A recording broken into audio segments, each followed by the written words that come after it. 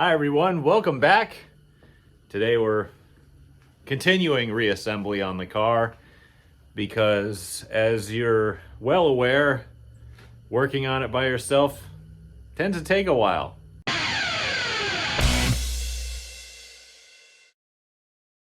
If you're a returning viewer or you're new to the channel, thank you so much for watching. I greatly appreciate it. Please consider subscribing because it helps me try to grow this channel a ton, and you have no idea how much it really helps. It's free for you to do. All you got to do is click the little subscribe button and subscribe to the channel and tell your friends, because if you tell your friends, word of mouth is the greatest way I can build this thing up. I can spend all sorts of money I don't have on trying to put ads places and try to sell it, and I've tried that stuff before and nothing ever worked but word of mouth, and word of mouth is how everything spreads. So today we're back on working on the car yet again, like every video has been lately except for the truck video that I posted. But we have a lot of reassembly to do, and to be honest, we still have body work to do. I'm still waiting for word from Home Depot to tell me that the Lexan that I've ordered, that should be in I don't even know when. They said suggested February, like Valentine's Day, I guess. But still haven't seen anything from them but a receipt. So we'll see if they took my money or not. Reassembly is going to have to happen. I've got to take all the uppers back off because I don't even know if those shims are right. I have to bolt the engine in. At least it's in, but nothing is tight. There's no radiator. There's no ducting. So we got to do all of that. We got to open the grill openings. We got to put the radiator back in after we do the ducting, because then it's just way easier to reach it. I already know how wide it is. We got to finish assembling the front part of the engine. We got to put the headers and exhaust manifolds back in, because then we can get down here in this specific area right here. There's a little box that's underneath my toolbox that is for the exhaust. Wow, this is dirty. I must have left it outside. All right, so that's going to need a good hosing off. Also, I think I'm going to alter this because I made the flanges a little too short. I wanted to make them 1 inch. I made them only 1/2 inch. So I think I might tack some little extensions onto these just so I could use bigger washers. Or no, just so I could use bigger rivets when I attach it to the body down here, because this is a box for my exhaust pipes, but it's going to go up here basically, so the pipes can exit from underneath the car. So the pipes have to be in the car for me to figure out where I have to cut it. They're over here, and I'll show you how to clean those out because they're all bare metal and they accumulate rust eventually. Then after that, we got to work our way backwards. I need to pop the diff cover open and make sure that all the gears and everything are all good in it. And then we still got to reassemble the rear suspension. There's bolts in it, but there are no nuts on anything. So we got to do that. As you can tell, the list is getting quite long, and I'm getting depressed every time I start mentioning it because I'm like, oh gosh, I have so much work to do. But anyway, I think we're going to start up front because I have to... when you get to that point where you have so much to do, you don't know where to start? That's pretty much where I'm at. So a good way of getting over that is just pick what you feel like doing, or just write a list and start at the top and work your way down. So I think what I'm going to do is I'm going to start with the exhaust, because that needs to go in. But in order for that to go in, I've got to hook up the starter. I've got to make sure the the motor mounts are tight. So I might as well get all that done. And then we can start reassembling. Oh, we can start cleaning before we reassemble. And I'll show you how I do that. Here's the tools that I'm going to be using. It's kind of hard to see because these are see-through, or it's a see-through table. I'm going to be using this little flap disc here, and I'm going to be using this wire brush, and I'm going to be using the drill. And what I need to do with these wire brush and sanding discs is I need to go into these mufflers, and you can see there's a lot of like just rust buildup because over time, hot cold cycles, engine running, engine not, sitting in a garage with a concrete floor, even with the use of a dehumidifier, it's still going to attract some kind of humidity, and it makes getting these apart much more difficult from the headers and the exhaust pipe itself. So what I want to do is I want to take and clean that out, maybe WD-40, and make sure that that stays nice and clean. I might take the WD in a rag and just wipe everything down just so it at least staves off rust a little bit. I need to inspect the inside of these mufflers as well to make sure they're intact. I also take WD and I spray the headers down as much as possible. Like even during the season, I'll just take it and just fog the thing down just so it soaks in so it doesn't rust as much. And these are 2-3 years old and they're just seeing a little bit of surface rust, but that you can get rid of that with a little WD and just running it. It'll smoke a little bit the next time you start it up, but that's not a big deal. I would love to get all of these joints apart, but again, the rust is kind of iffy on it. So we're going to clean these up, and then we're going to start at least having it easier to reassemble.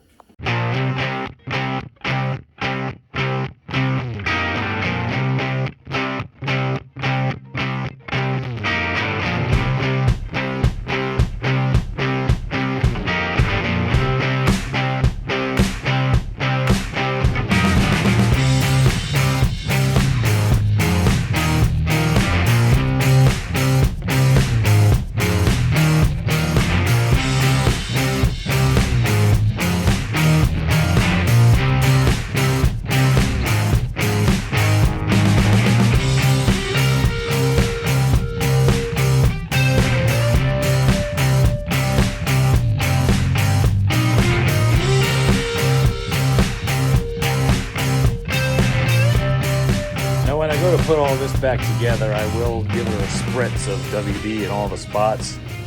It's not going to hurt nothing. Hopefully it'll coat it or at least stop water from getting in there at some point. I'm sure it'll just come right back, but what are you going to do?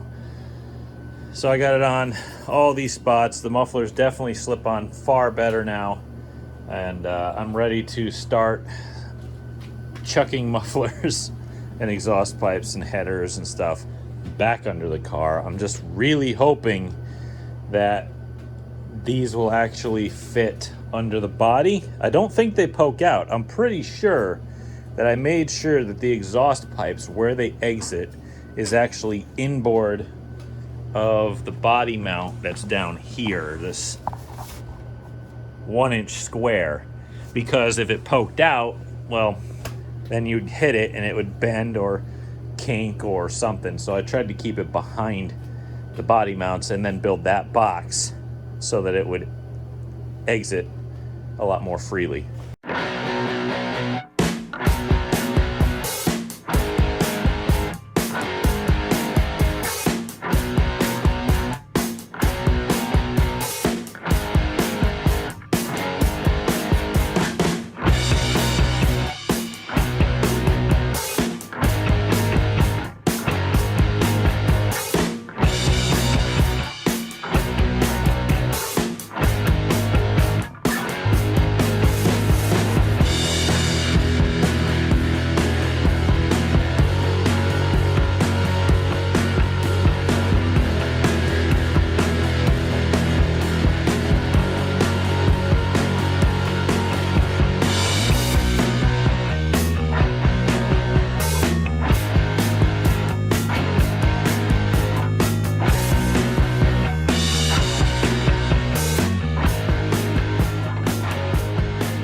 As you saw in the time lapse, headers are back in, both sides.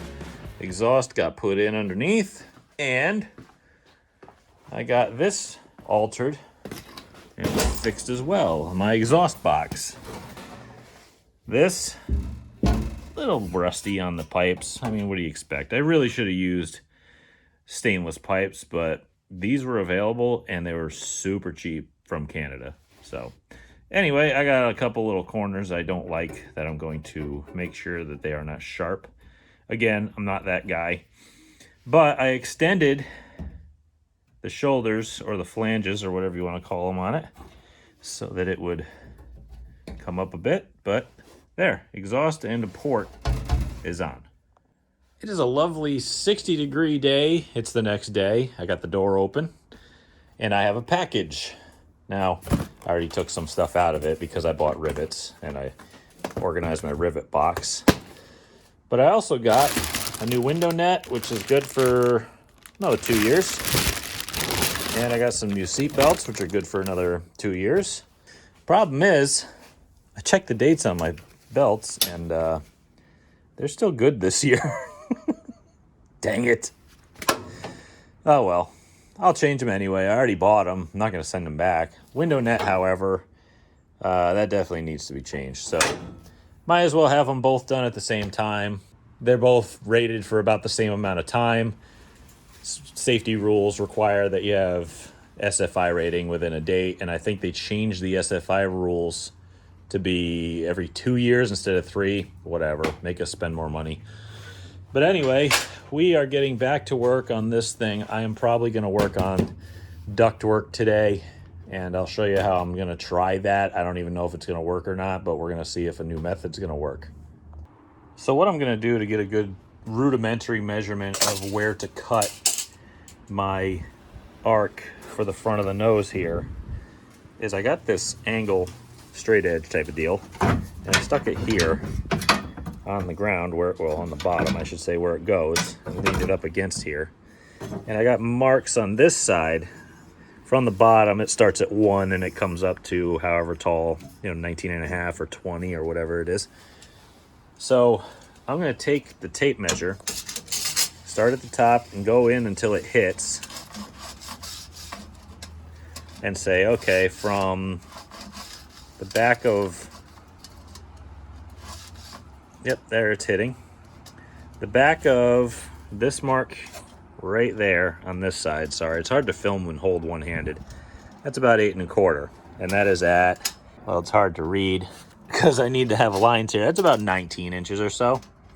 So I'll say, all right, 8 1/4 at about 19. And then I'll go down to, well, it's really hard to get this thing to stand up. I'll just give you an idea. I'm not going to take actual measurements right now. And I'll go down a couple inches and say, okay, where's it hitting now? All right, it's hitting there. That's about 10 1/4. Then I'll go down a couple more inches and say, okay, where's it hitting now? That's about 12 1/2, And then we can basically trace a line system down where it, starts narrow and it kind of makes it out wider as it goes down. And we can mark lines and measurements based off of from the bottom up to the end and so forth. And we can plot the marks as it comes down and create a basic curve based solely off the measurements from the top down. I hope you understood what I'm trying to get at there, but that's kind of how I'm going to try to go about this. So after standing here and trying to do elementary school math and fractions, I've come up with all the numbers that I need. And luckily, if I get this side right, I can actually just take all these measurements and transfer it over to the other side of the car because the nose is the same dimensions on that side. So, or maybe I could just take the template and just trace it out on the other piece that I have. And I think that side might be a hair longer, maybe like by a 1/2 inch for some odd reason. I don't know why, but we'll do this side, then we'll do that side, and I don't know, if I screw it up, I got more scrap, I guess. I'll just do another one.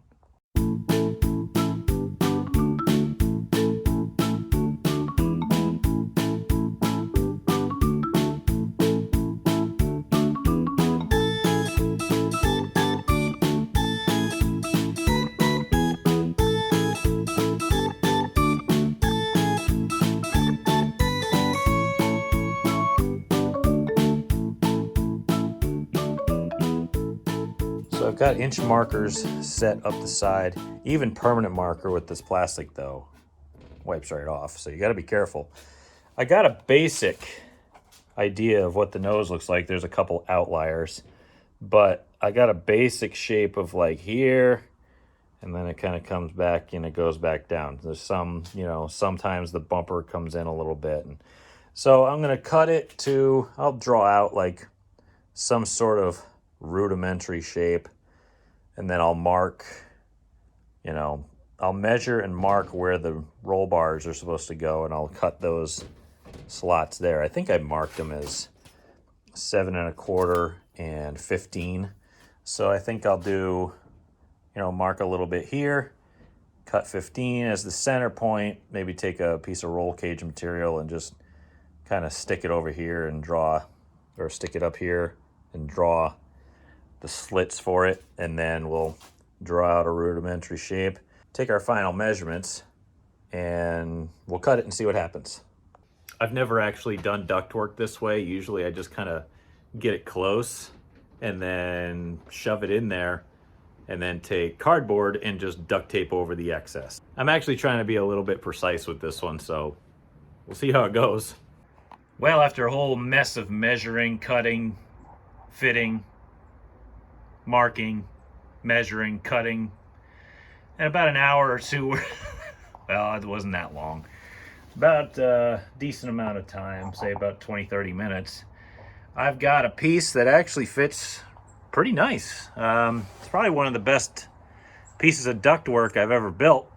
It fits on all corners, and if there's any gaps in it whatsoever, honestly, duct tape could take care of it, no problem.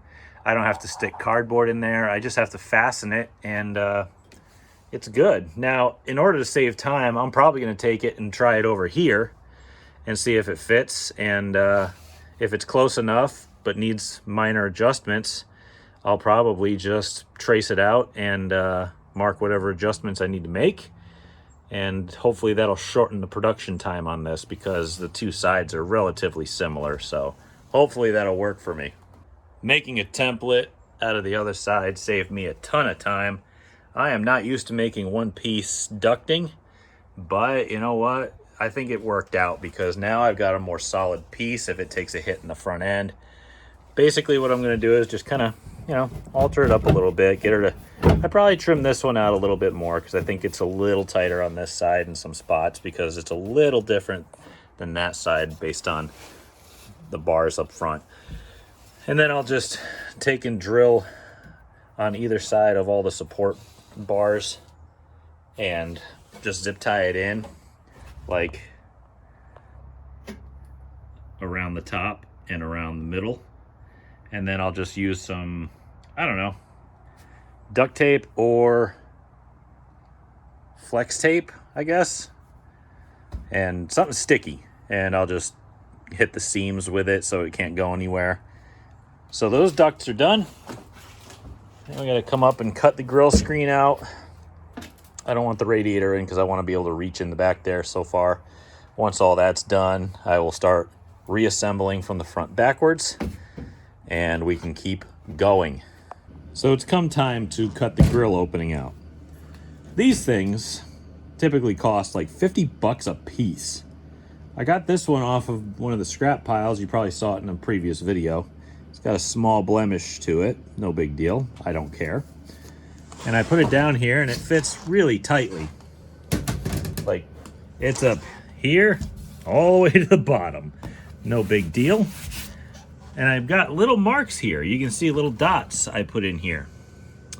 Now, what I plan to do with that is something a little bit different than what I'm used to doing.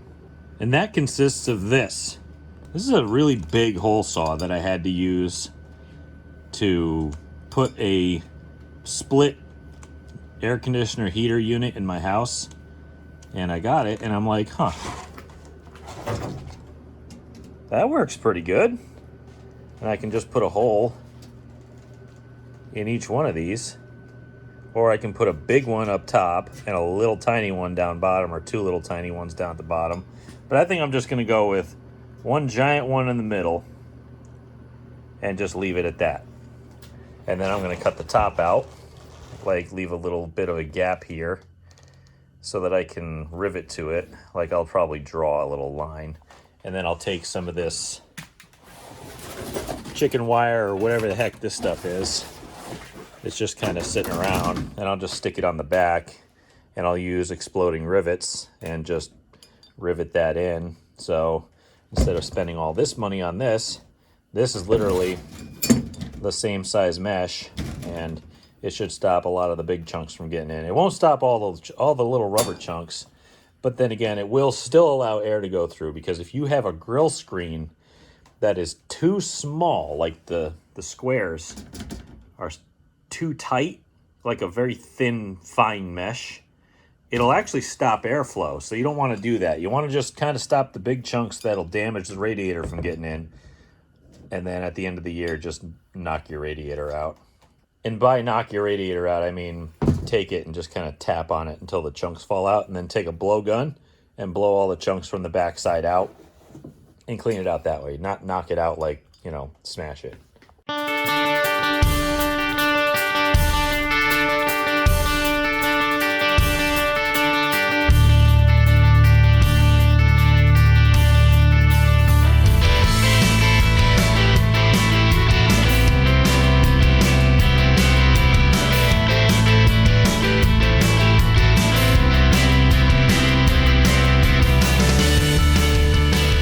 Section now complete. It's a little different than what I'm used to doing. Then again, I'm using a nose that I'm not used to using. You can see those are all pretty well centered within the dividers. And that's a nice opening at the top. It'll go straight into the radiator. The lower one doesn't really go straight into the radiator, so I figured I would just cut holes. But the top one does. She's in there pretty tight. I mean, it's going to stop debris, but nothing stops a car, so let's be fair. Next, I got to get these tied in just to make sure that they don't go nowhere. And like I said before, we just got to start working our way backwards. It's been a few days. I'm back in the shop. Just going to show you what I did here. You can see on this one, zip ties in 3 spots. One all the way at the bottom, another couple at the base where the tray is. And I left it unhooked, touching the bumper, so that if it hits, it won't stick to it or break anything. It'll just kind of whack it, slide, spring back, whatever the case may be. I might take duct tape and just kind of throw a couple pieces on there just to be safe, but this is going to be impacted at some point. The nose will get hit more often than not. So I got this side exactly the same. It's one piece so that there's no break point in the middle. It's just a failure point. Like I had ducts where I would trim the middle and just kind of slip the 2 pieces together and zip tie it and, you know, tape over it. But that's just kind of a pain. So this is all done. The ductwork is done completely. The whole nose, ductwork, fenders, under tray, everything's done. The radiator can go back in. I'm probably going to do that last because I don't want to poke a hole in it or have any sparks hit it or have something stupid happen. It's in a safe place. We got to start redressing the front end, start tightening bolts, go through the drive line, and start doing that as well. So I'm rating springs to put them back in and make sure they're the right ones. And then I realized that I'm an idiot and I don't have a calculator and I don't know how to do math off the top of my head, so I had to use my phone instead of doing time lapses for the calculator.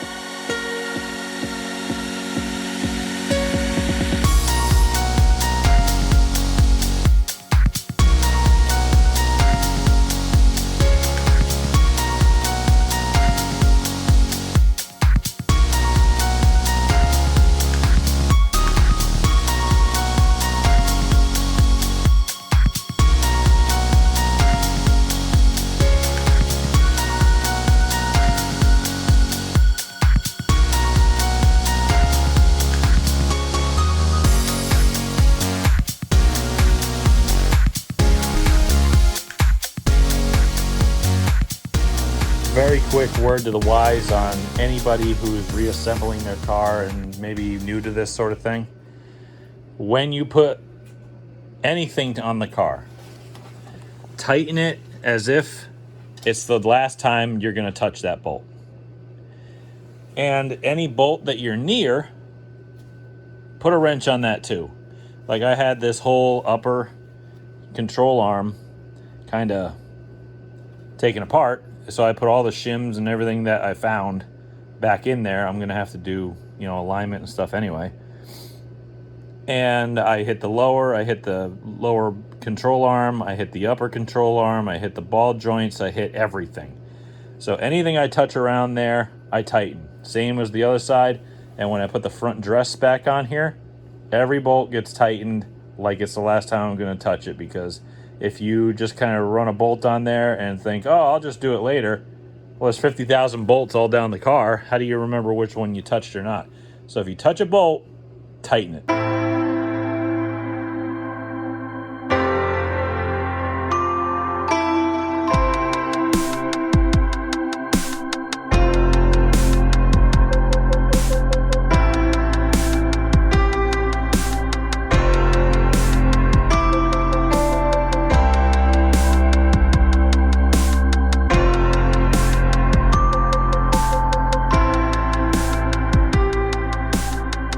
Status report. We got carburetor on, front dress is on.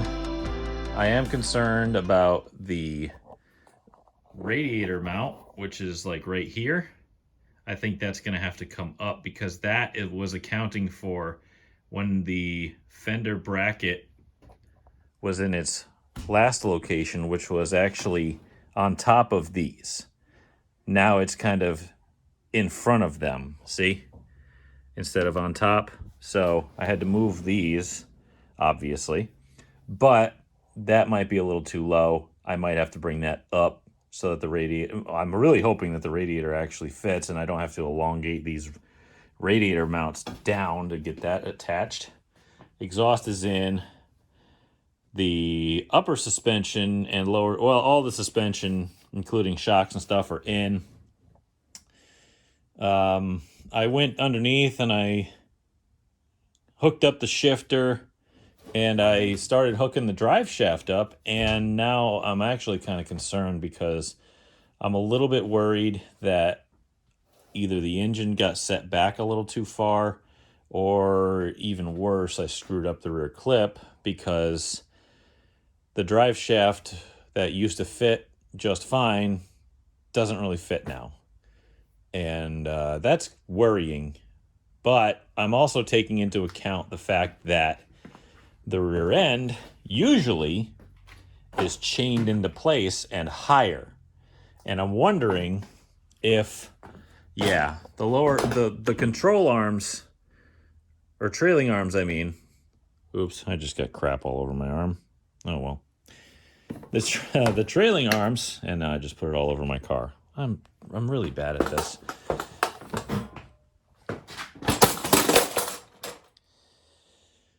The trailing arms are down, and that might be bringing the rear end forward, whereas normally they're kind of level and it's brought up a little bit. So I'm wondering if I take and I just jack it up and then take a look underneath, if that buys me a bunch of space, because like I said, usually the rear end is chained up and not bottomed out on the shocks. So we'll take a look at it. That might just be where I'm losing that 1/4 inch. I think it's only off by that much, because the drive shaft still went on. It's just a little further forward than I like. So, I'm thinking in terms of like angles and pendulums and radiuses and stuff. And it's like, well, maybe it's that. I don't really know, but that's going in. I still got to hook up the rear brake lines. I still got to bleed the clutch.